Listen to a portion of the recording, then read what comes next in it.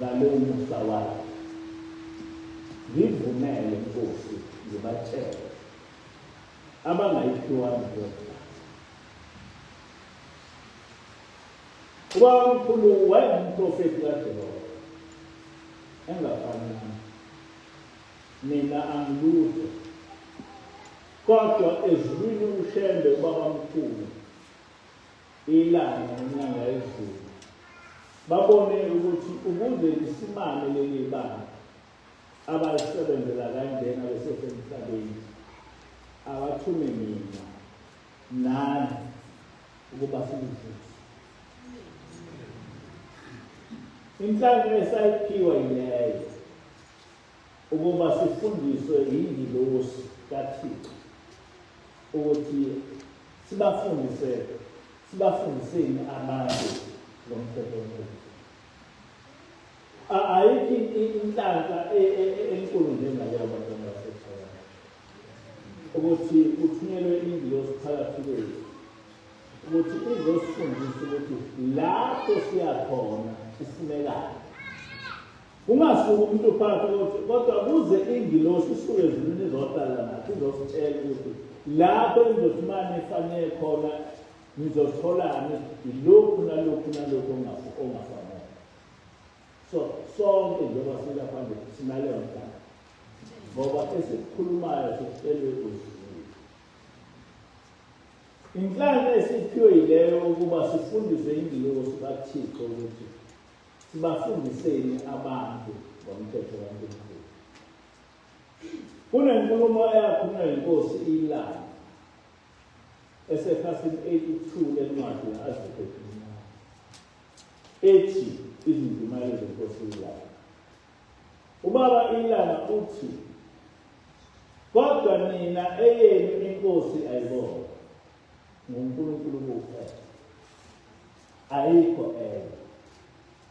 Ngakho nilibambisise lelo lizwi noma nini, noma singasekho thina emhlabeni. Nikhumbule ukuthi ubuNazaretha lobu akusikho okomuntu. Manje ezinye izinhlangothi zebandla lamaNazaretha azihluphi ngokulandela izimfundiso zikababa omkhulu nezikababa ilanga. Ngisho ubaba omkhulu ethi kuyisinengiso kanjani, kuyisinengiso kangakanani uJehova ukungoma nokuhlabela amadlozi ungumNazaretha. Abanene okukhulu kuzo indlela yokugqoka ukuthi ubaba omkhulu wakhe abafake amabheshu nezigqoko. Bonke-ke batholiwe uma buza lapho. Nabangawafakile amabheshu bayageziswa ngalokho.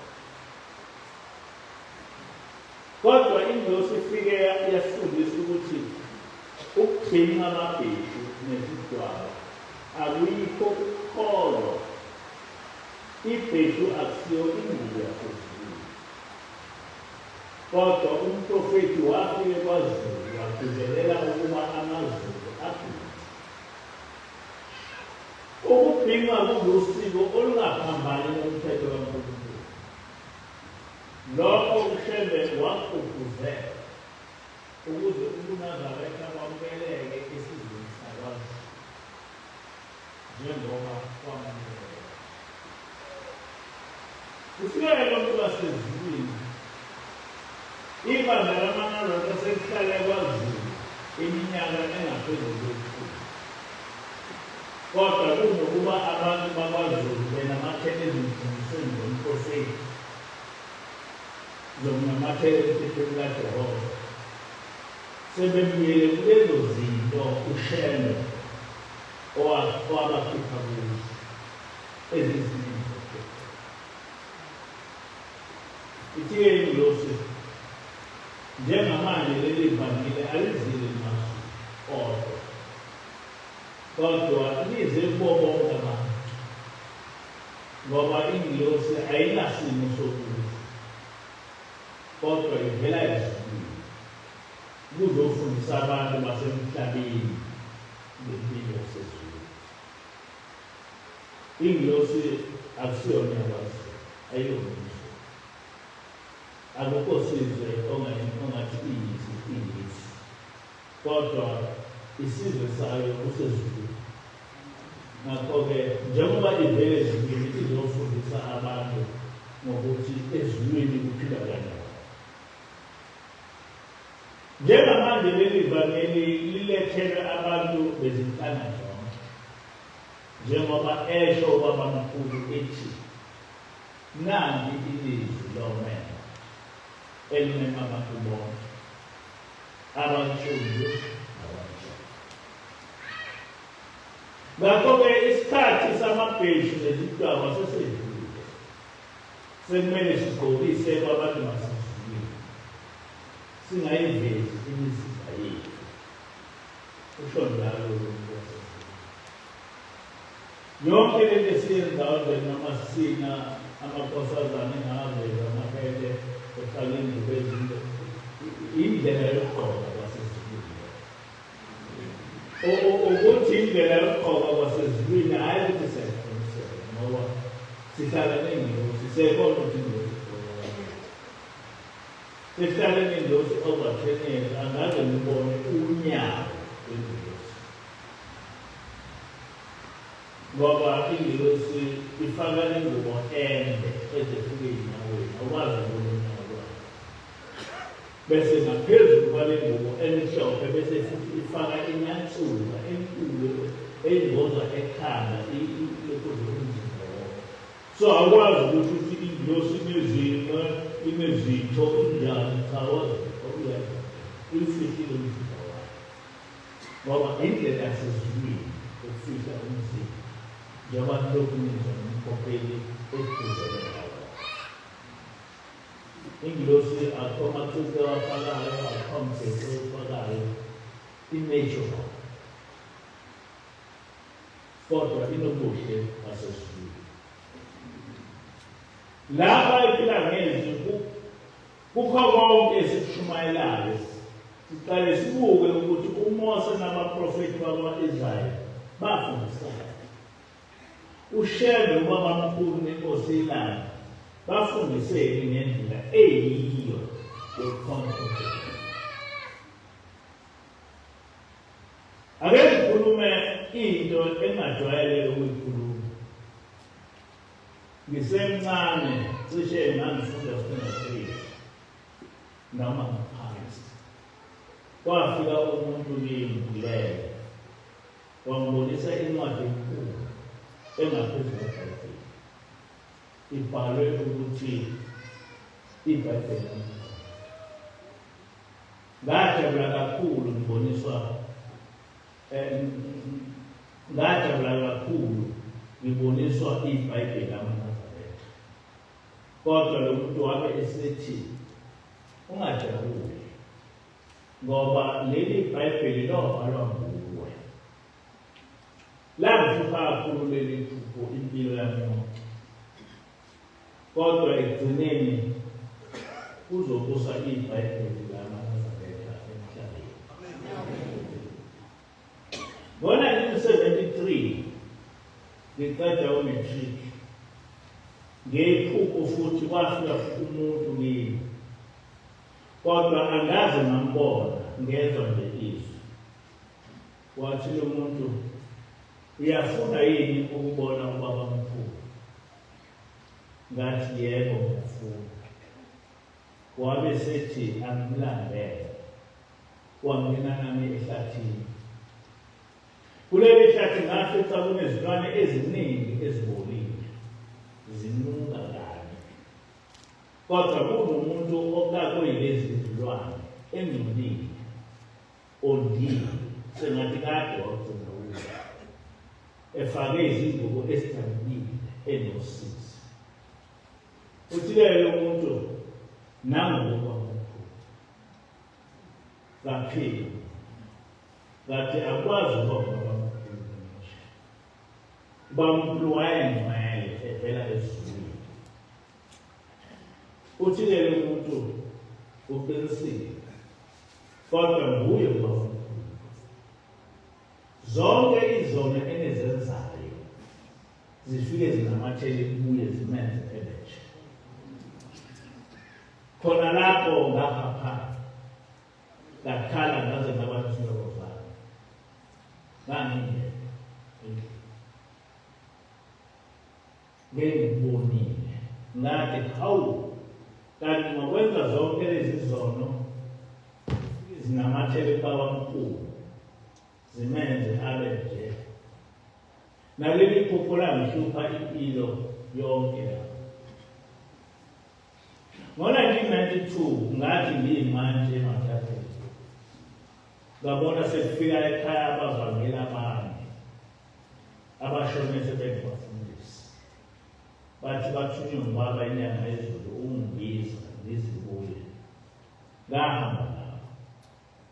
Sengisebuhleni ubaba inyanga yezulu wangibizela ekamelweni lakhe lokulala ngimnewethu umfundisi umbazi. Wabe sebuza ukuthi izimpahla ezikuleli kamelo zihleli kahle yini?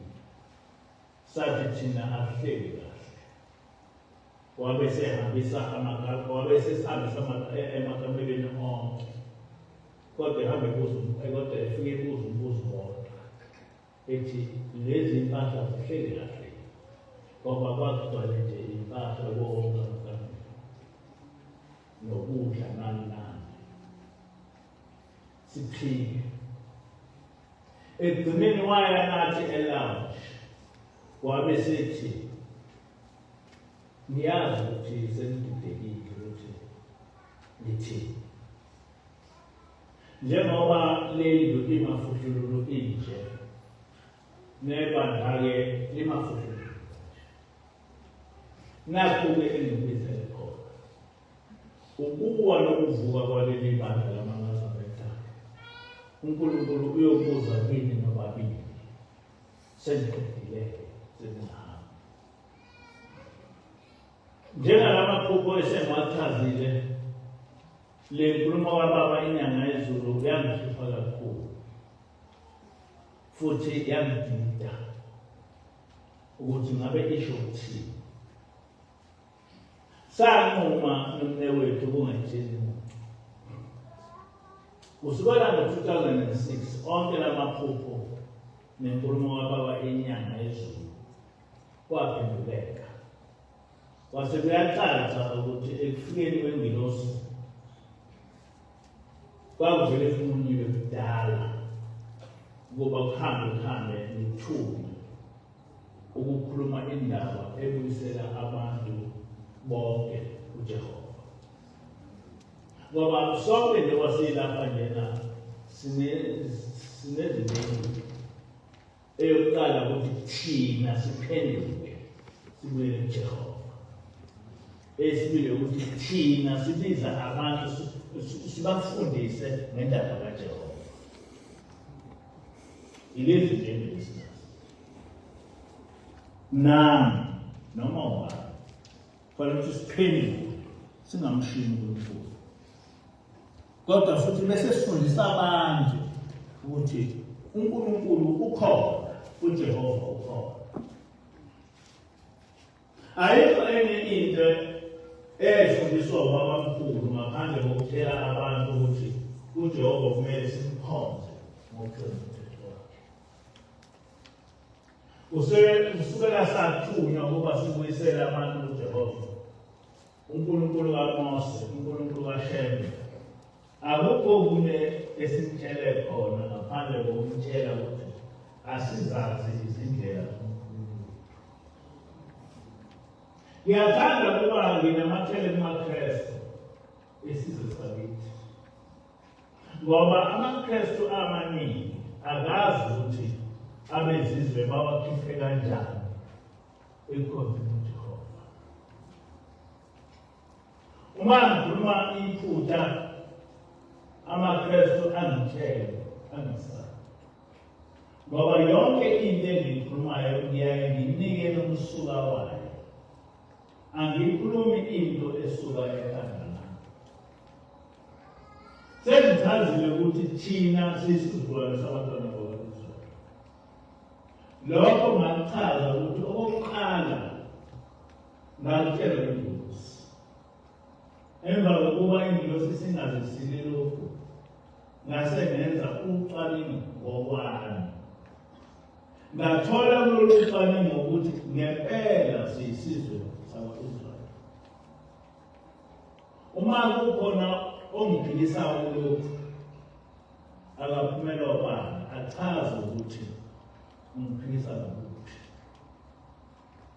Kodwa kukhulu kunakho konke, ngathola ukuthi inkolo yalezizwe ebizwa ngobuKristu, konke lokhu ekukhulumayo akusilo iqiniso. Kodwa kuliqiniso ukuthi inkolo kaJehova yaqedwa inkolo yobuKristu.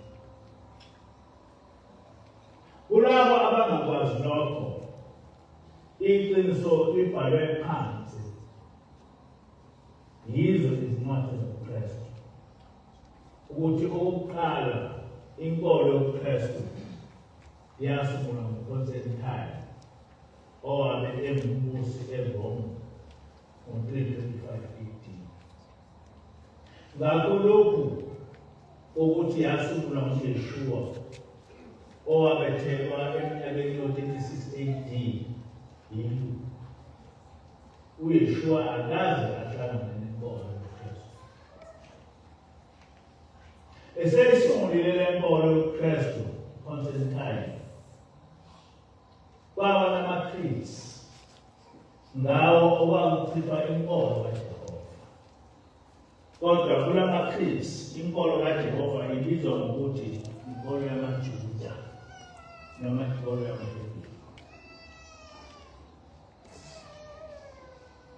Kubalulekile ukuthi lamaCreeds amakholwa awazi azifundele wona ngokwawo, ngoba awubufakazi obungaphikiseki ukuthi ubuKristu bayichitha inkolo kaJehova.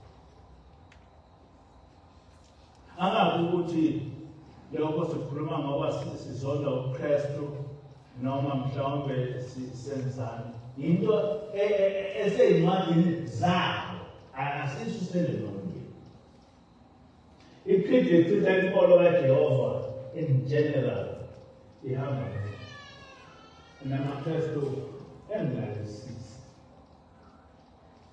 Ngiyayichitha yonke imikhosi nemicimbi nemithetho, ukudla isinkwa esingenamvubelo njengoba singasidli Yehova umhlangano, iminikelo yamawundlu eyenziwe ngamaHebheru njengoba suke sinikela njena umnikelo wempepho. Ngichitha iminikelo, imithandazo, ukulinda, ukuzingcwelisa kanye nokudumisa kwabo. Abakwemukeli ukunikela kwethu esinikela uNkulunkulu, kodwa nabo bayanikela ukuba sicebise bona. Ukuzila kwabo, imikhosi yokweshwana, amasabatha, amahubo nezaga, nokuya kwabo ukuyokhonza emathempelini akuvumelekile enkolweni yobuKristu. Njengoba senza lento njena ukuthi size lapha emathempelini, ukube kuseyisikhathi esidala besizongabe siyahlaselwa, siyabulawa.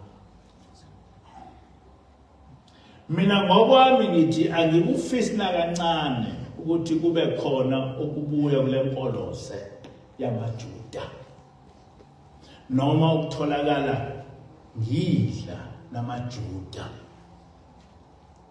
Kunalokho uma kukhona ukukhuluma nabo, kufanele kube ukuthi bayatshelwa ngokusobala ukuthi bashiye lo mhlangano wabo wenkolo yamaJuda. Uma eke wabakhona utholakala enza lokho noma yimina uqobo, ngiyacela isiqalekiso sikaKhayini noma isifo sobulephero bukaGehazi sivele sehlele kimi ngaso leso sikhathi. Amen. Ngiyafisa ukuthi amaKristu amnyama eyazi lento ukuthi hayi ukuthi lento sisuse engqondweni yinto ekumaCreeds iCreed yenkolo yobuKristu noma ingasakhulunywa manje sifihliwe kodwa kudala yayingafihliwe. And asikwazi ukuthi singawatsheli amaKristu leyo nto ngoba thina sifundiswe ukuthi sibuyele kuJehova.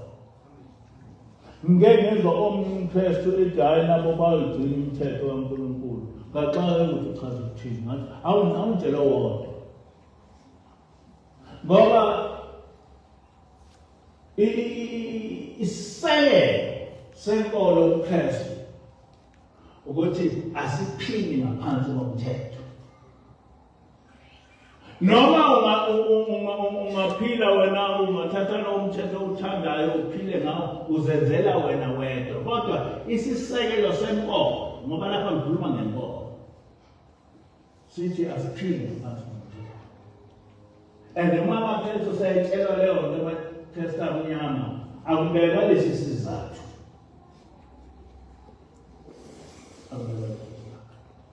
Ngakho-ke ngifuna ukugcizelela lokho kumaKristu amnyama ngoba ngiyazi ukuthi abayazi ukuthi ngoba lezo ncwadi ayisavezwa sekukhulunywa okunye kuthiwa hhayi asaphili ngaphansi komthetho ngoba sesiphila ezimolwaneni esisha. Kodwa lapha akukhulunywa ngezimolwane esisha, kukhulunywa ngenkolo entsha.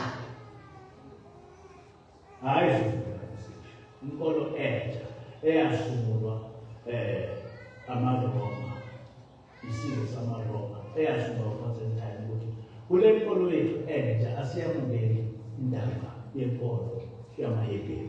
And thina sithunyelwa ukuthi sivuse inkolo le abayibiza ukuthi yamaHebheru. Ngabe amaKristu esizwe simnyama ayayazi le creed echitha inkolo kaJehova? Sonke siyazi ukuthi amaJuda akaze abe nenkolo ngaphandle kwenkolo kaJehova owayeletha abantwana bakwa-Israyeli ngoMose entabeni yaseSinayi. So ayikho indlela ukuthi ungathi uchitha inkolo yamaJuda ngoba uma uchitha inkolo yamaJuda uchitha inkolo kaJehova ngoba amaJuda ayikho inkolo abanayo ngaphandle kwenkolo kaJehova. Lokho kusho ukuthi uma ngingathi ngifundisa ngenkolo kaJehova kodwa ngingawavezi amaqiniso ukuthi inkolo kaJehova imi kanjani nokuthi yaqedwa kanjani, ngabe ngiyakuthinta ngoba ngizolokhu nihlabelela ngoJehova kanti animkhonzi. UDuteronomy 10 verse 12-13 uMose uthi manje-ke Israyeli uJehova uNkulunkulu wakho ufunani kuwe ngaphandle kokuba umesabe uhambe ngezindlela zakhe zonke umthande umkhonze uJehova uNkulunkulu wakho ngayo yonke inhliziyo yakho nangawo wonke umphefumulo wakho ugcine iminyalo kaJehova nezimiso zakhe engakuyala ngakho ngalolu suku ukuba kube kuhle kuwe na. Lapha uMose wayenikeza ingqikithi yenkolo kaJehova ile mayithi ulokuza uMose uJehova ufunani kithi. What does God want from us? What does Jehovah want from us? Ufuna ukungasigcini umthetho wakhe. That is the gist of the matter. Manje uma usuqhamuka wena uthi asiphili ngaphansi komthetho bese uthi angakusho ukuthi ichithiwe umthetho kaJehova, I really do not understand what you mean. Ngabe le mfundiso kaMose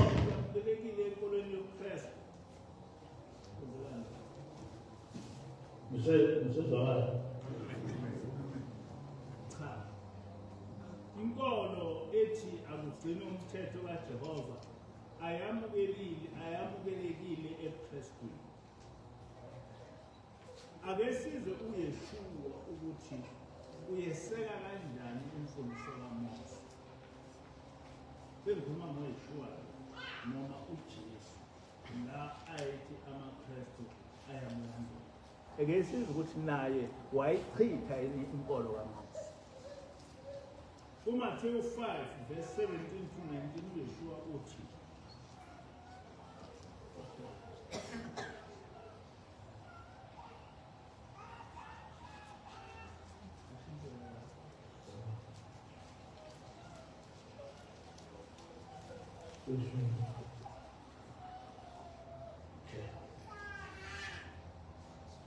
Ningasho ukuthi ngizochitha umthetho nabaprofeti. Angizelanga ukuzochitha, kodwa ngize ukuzogcwalisa. Ngokuba ngiqinisile ngithi kini, kuyokwedlula izulu nomhlaba, kodwa akusoze kwedlula ngalinye igama nesicashaza sinye semthetho.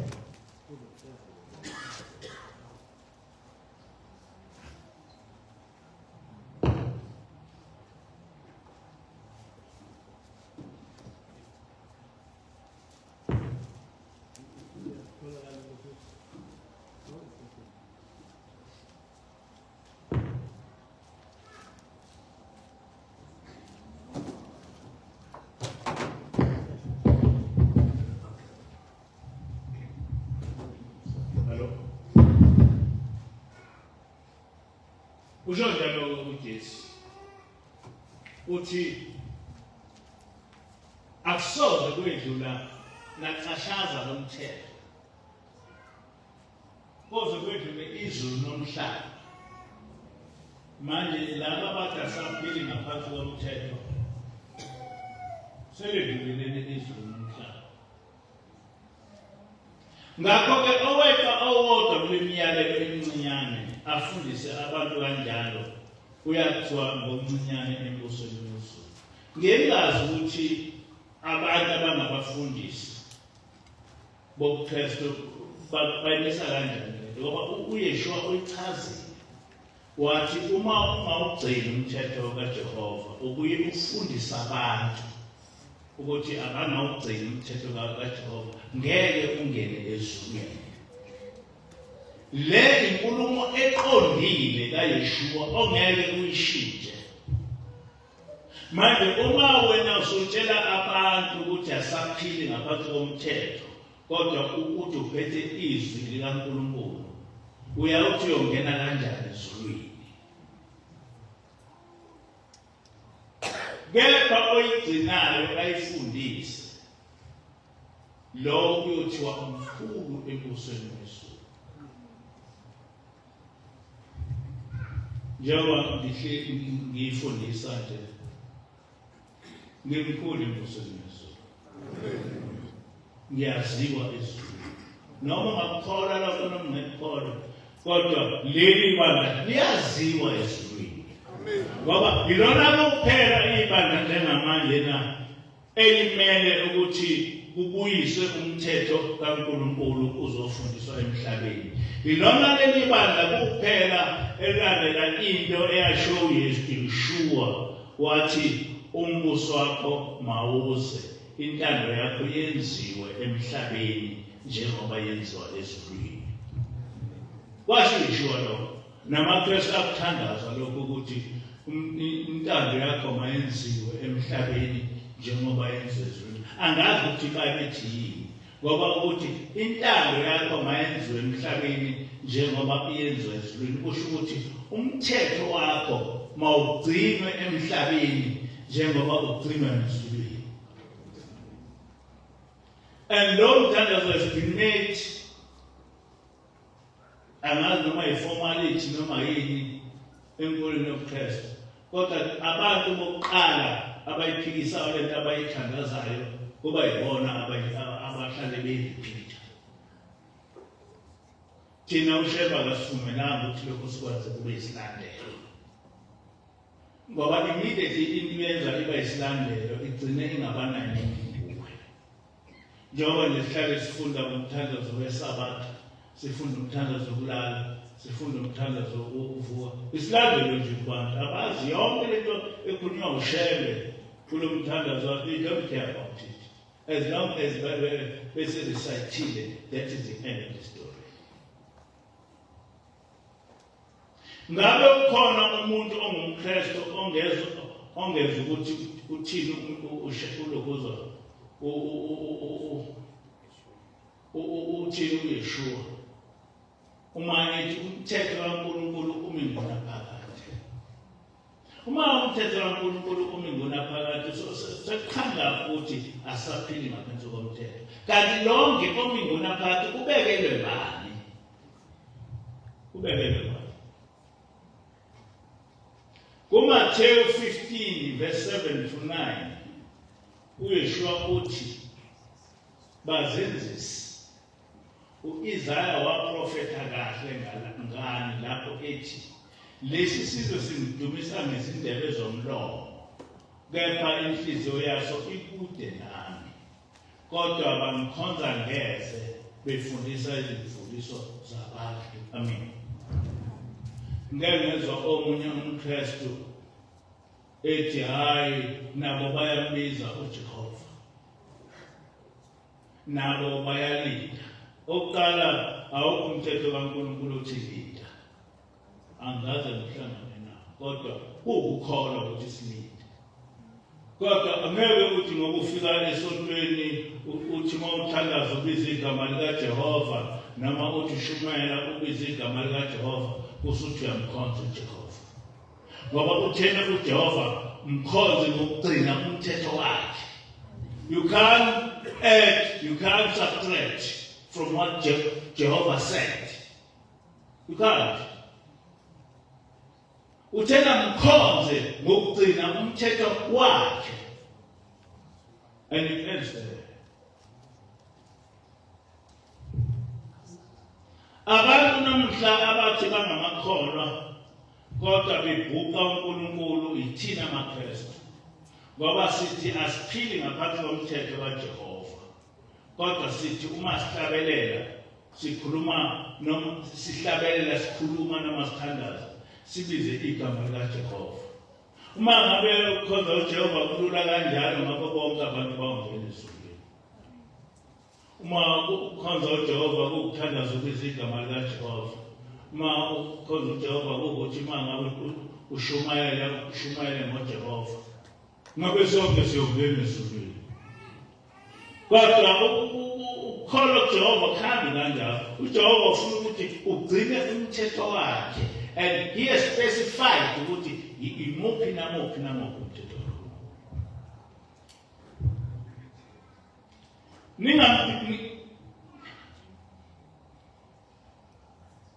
Ningamphikisa kanjani umuntu onguNkulunkulu kini enize nisho nithi ungumsunguli wenkolo yobuKristu, ungumJesu Kristu? Ngoba phela yonke lento abayenza amaKristu aphikisa yena uJesu. Angithandi ukugxila kumaNazaretha ngoba wona amhlubukile uJehova kanye nobabamkhulu. AmaNazaretha nje angamahlubuka. Angizokhuluma nokumnangayo ngoba wona angamahlubuka ayazi. Ngikhuluma ngamaKristu ngoba amaKristu akazi. Kodwa amaNazaretha ahlubukile. Kodwa iningi lamaKristu abayazi inkolo yabo. Ngakho-ke zonke lezi zinto esizivezayo abazazi.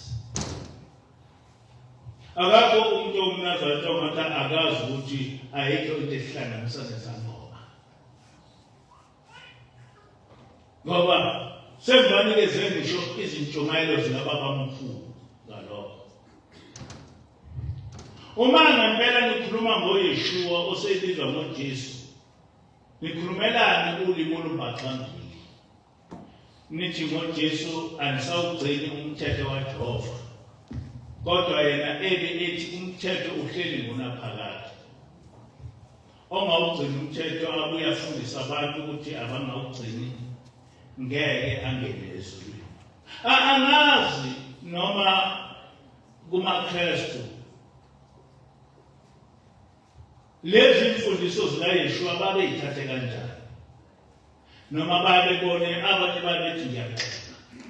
Kodwa yiphi indlela engizoyenza ngaphandle kokuthi abantu batshele iqiniso, ngoba phela lithunyiwe ezulwini ukuthi ngikhuluma iqiniso, ngoba ukuze ungene ezulwini kufanele wazi ukuthi iqiniso likaNkulunkulu limi kanjani. Ngokusobala inkolo yobuKristu ikude kabi enkolweni kaMose.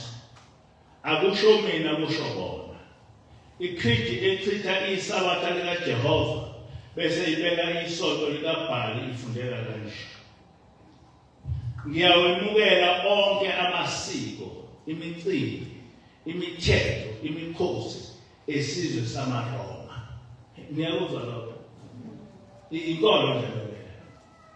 Ngiyawemukela onke amasiko, imicimbi, imithetho, imikhosi esizwe samaRoma. Specifically.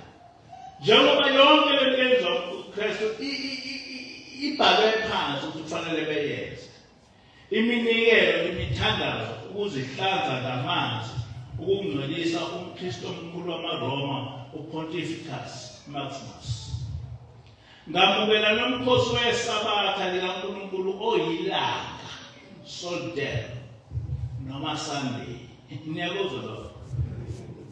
Ngakho usuku lwangesonto elokukhonza uJesu inkosi, njengoba bekade lwaziwa ngokuthi usuku lwenkosi uBhali. Uma uBhali ekhonzwa ngalolu suku ngoba eyinkosi, kanjalo noJesu ukhonzwa ngalolu suku ngoba naye eyinkosi. Siyayemukela yonke imigubo yamaKristu kanye nokudla neziphuzo zesizwe samaRoma. Ngamafushane nje, konke okulusikopilo lwamaRoma nemigubo yabo nemicimbi siyayemukela kule nkolo entsha yaseRoma ebizwa ngokuthi iChristianity noma ubuKristu. Amen. Angazi, ngiyazi ukuthi abantu abaningi abamnyama bayazi, kodwa ngiyangimangale uma umuntu ongumKristu ezeba udokotela enkolweni yobuKristu ukuthi kwenzeka njani ukuthi engayazi nokuthi uma eseyazi uyayithini.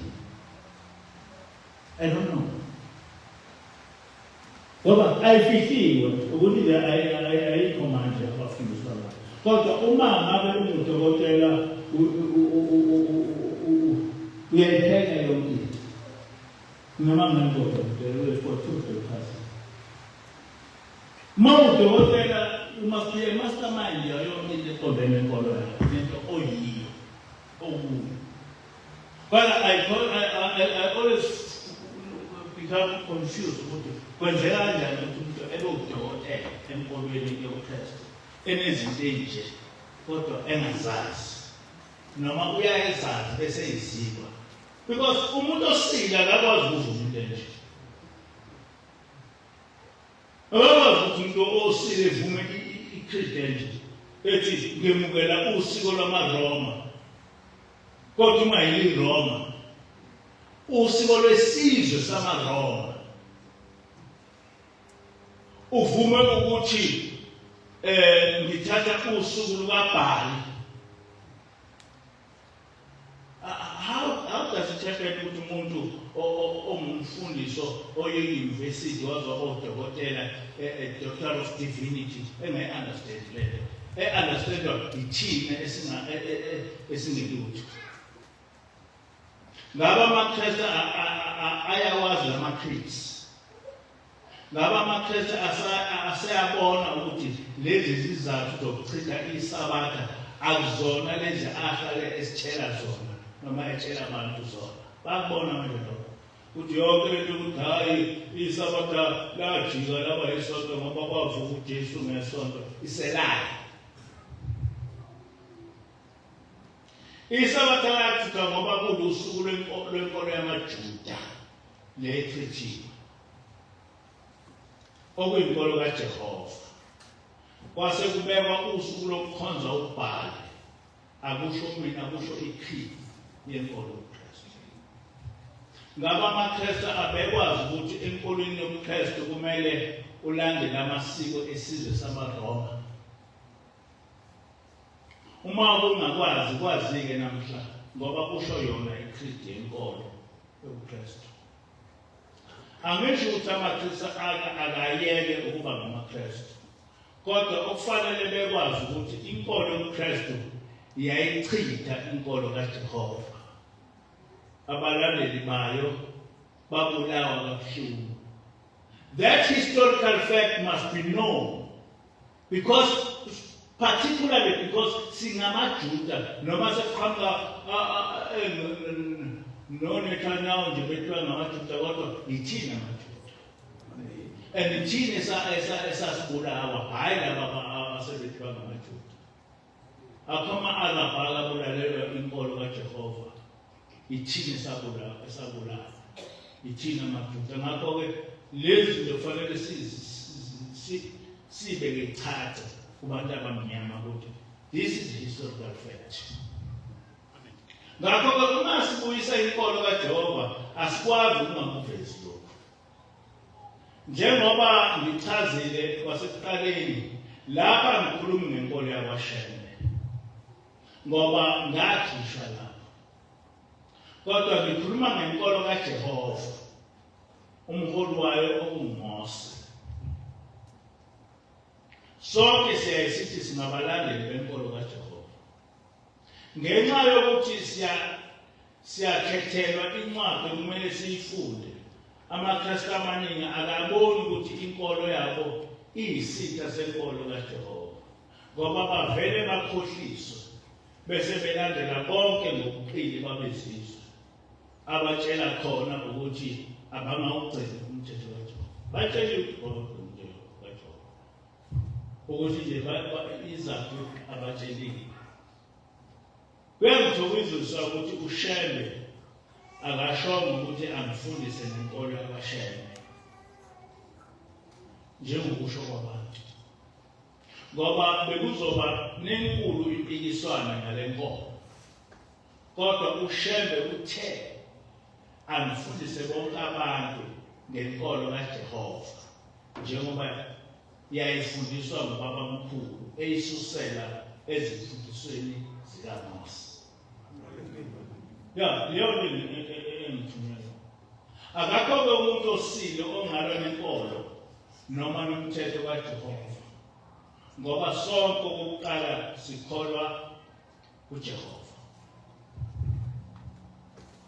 Ku-Isaiah 43 verse 10 to 11 uJehova uthi ningofakazi bami kusho uJehova nenceku yami engiyikhethileyo ukuze nazi futhi ningikholwe niqonde ukuthi mina nginguye. Akukho uNkulunkulu owenziwa ngaphambi kwami futhi akekho oyokwenziwa ngasemva kwami. Mina nginguJehova, ngaphandle kwami akekho umsindisi. Amen. Le ncwadi ibopha amaKristu ngoJesu kulabo abayebethi uJesu uNkulunkulu. Ibuye ibopha amaNazaretha kulabo abayebethi uShembe uNkulunkulu. Ngoba bakhona abantu abathi uJesu uNkulunkulu noma abalisele ukuphila nje. Bakhona abantu abathi uShembe uNkulunkulu noma abalisele zama ukuphila nje. UJohn 10 verse 47 to 49 uyisho ukuthi uma umuntu ezwa amazwi ami kodwa engawalondolozi angimehluleli mina ngokuba angizanga ukuba ngihlulele umhlaba kepha ukuba ngiwusindise. Lowo ongalayo angawumukeli amazwi ami unomehlulelayo izwi engilikhulumayo yilo eliyawumehlulela ngomhlaba kuphela. Nami konke lokho engikukhulumayo ikhona okuyomehlulela. Ngoba ngelinye ilanga kokuza ukuthi uyakhumbula umfundisi uPhansi esamthumela indosi ukuthi wathini bese kungizosemshumayela phambi kwakho sefufile ngiyoshumayela ngizofufile ngoba nginikeza ulimi ukuthi ngishumayela ngobona ukuthi udlula kanjani kule nto engifundisayo wena umNazaretha noma umKristu kodwa ngobona ukuthi uyokwedlula kanjani kule nto engifundisayo because angasikhathi sokudlala ngidala manje ufike indosi yangifundisa ukuthi nakho ukukholwa ngokuba angikhulumanga ngokwami kodwa ubaba ongithumileyo nguye onginike umyalo ukuthi ngithini futhi ngikhulumeni amen uJesu uYeshua usichazile ukuthi yena uyisithunywa sikaNkulunkulu ngakho-ke uma ethi asigcine umthetho kaNkulunkulu bese singawugcini siyothola umlahlo ekupheleni kwezinsuku uma singahambi ngokomthetho kaNkulunkulu ezinjumeleni zakhe uShembe uthi labo abaphika inkolo kaJehova yilabo uNkulunkulu abaqalekisile ababoni lutho emehlweni baphika imibhalo ngendaba yokuqagela uma benani bathi bayakholwa kanti bona uJehova ukwazi kahle konke abakwenzayo ngeke basinde iningi labo uzobabona ngokwenza izinto ezinqatshiwe emthethweni bedle okuyisinengiso kuNkulunkulu ngokuphika imibhalo nembala bazilokho nje amen ngaso sonke isikhathi incwadi yomthetho kaJehova ayibesemlonyeni wethu lamazwi ekade ngafunda bekhuluma ngomprofeti Isaya Inkosi kusile kuMusa.